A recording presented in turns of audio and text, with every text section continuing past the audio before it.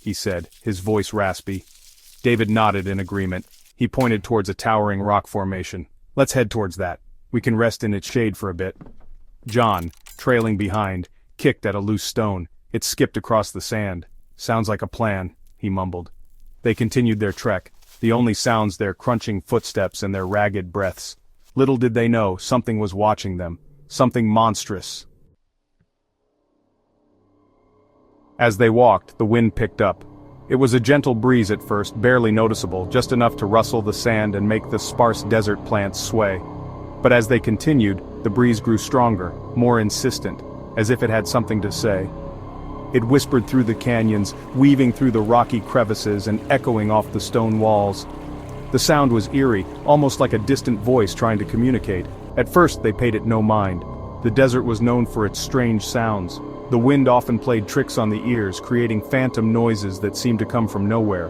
But then, the whispers grew louder. They seemed to be forming words, phrases that were just on the edge of comprehension. It was as if the wind was trying to tell them something important, something urgent. Mark stopped. He held up his hand, signaling his friends to halt. His heart was pounding in his chest, and he could feel the hairs on the back of his neck standing up.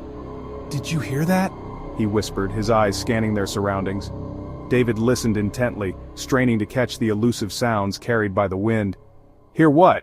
It's just the wind, Mark," David replied, his voice tinged with skepticism. He couldn't hear anything unusual, just the normal sounds of the desert. John, ever the pragmatist, chuckled. "Yeah, Mark, you're letting the heat get to you," he said, trying to lighten the mood. The group continued walking under the relentless sun, their footsteps crunching on the dry, cracked earth.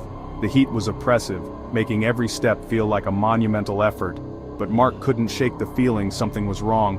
The wind seemed to be warning them. It spoke of danger, of something lurking just out of sight. He shivered, despite the heat.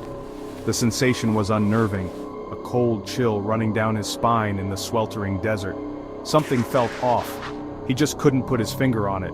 The wind's whispers were growing more insistent, more urgent. Then, from the corner of his eye, he saw it. A flicker of movement that didn't belong in the barren landscape. A flicker of movement in the distance. Something large and dark. It was moving steadily, purposefully, towards them, and it was heading their way. The wind's whispers turned into a howl, as if urging them to run, to escape the approaching danger. "Run!" The word echoed in their minds, a primal command that needed no explanation. Mark screamed, his voice cracking with terror. His heart pounded in his chest like a war drum, each beat a reminder of the danger they faced. He didn't need to see it clearly to know what it was.